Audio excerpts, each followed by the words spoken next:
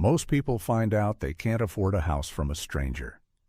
In an email, after they've already walked through it, picked a bedroom, and started imagining Sunday mornings in the kitchen. There are 3 numbers that would have told them months earlier. Not one of them is the price of the house. Nobody teaches you these. So today, we're going to fix that. This is Kara. She's 29. She rents a 1-bedroom for $1,450 a month, and she makes $68,000 a year. Last spring, she found a house. 2 bedrooms, a small yard, $280,000. She sent it to her mom. She drove past it twice. Then she applied for a mortgage, and a loan officer she'd never met told her no. Kara had never been told why until she asked, and the answer was 3 numbers. Number 1, your credit score. Kara's was 664. She thought that was fine. It's not bad, it's just expensive. Most conventional loans start at a score of 620, so Kara qualified. But qualifying and getting a good rate are 2 completely different things. At 664, the best rate she was offered was 7.4%. At 740, that same lender's rate was 6.8. That's 0.6%. It sounds like nothing. On a $250,000 loan, it's $101 a month, every month, for 30 years, $36,000. For a number she didn't know she had.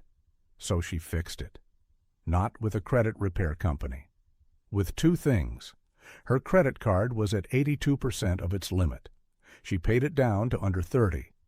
Payment history and how much of your available credit you're using are roughly 2/3 of your entire score. Almost everything else is noise.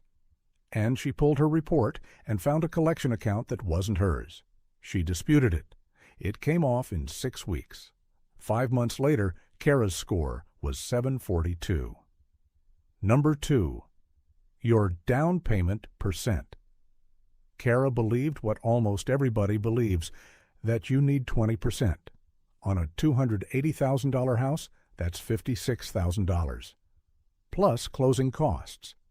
Plus something left in the bank afterward, because closing with an empty account is how people lose houses in the first year. Call it $68,000. She had 19. At $1,000 a month, 20% was 4 more years away. But 20% is not a rule. It's a threshold. Conventional loans go as low as 3% down. FHA loans, 3.5%. Here's what 20% actually buys you. No mortgage insurance. Below 20, you pay PMI, usually 0.5% to 1% of the loan every year. For Kara, at 10% down, that was about $90 a month. And it falls off automatically once she owns 22% of the house. So the real question was never, can I get to $56,000? It was, is $90 a month worth 2.5 extra years of rent? One more thing nobody warns you about. Closing costs, 2 to 5% of the price, due the same day. On a $250,000 house, that's another $7,500 on top of the down payment. Number 3, and this is the one that actually decides everything, your debt-to-income ratio. Take everything you owe every month, add the mortgage you want, divide by your gross monthly income. That's your DTI. Most lenders stop around 43%. They're comfortable at 36%. Kara makes about $5,700 a month before taxes. Her existing debts, a $410 car payment, $220 in student loans, $95 on a credit card.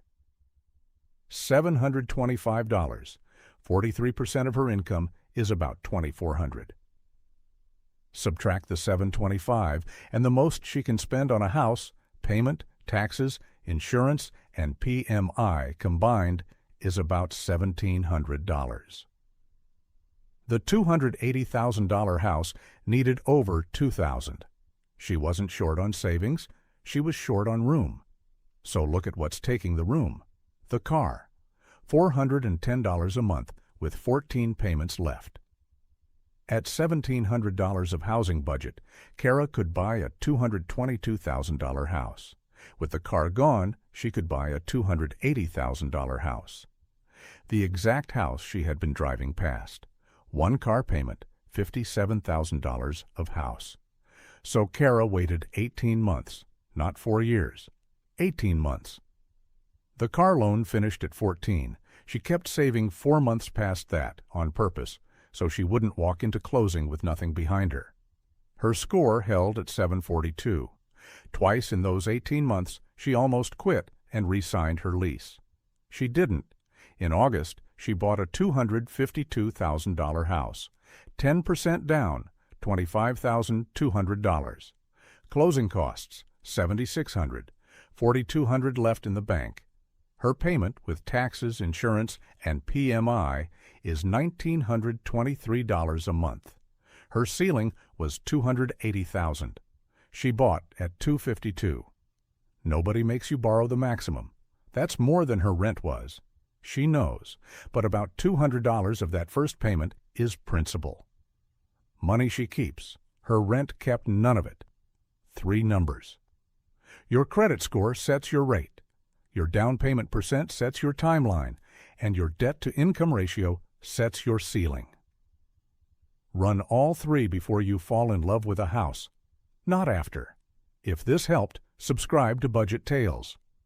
One story, one lesson, every week.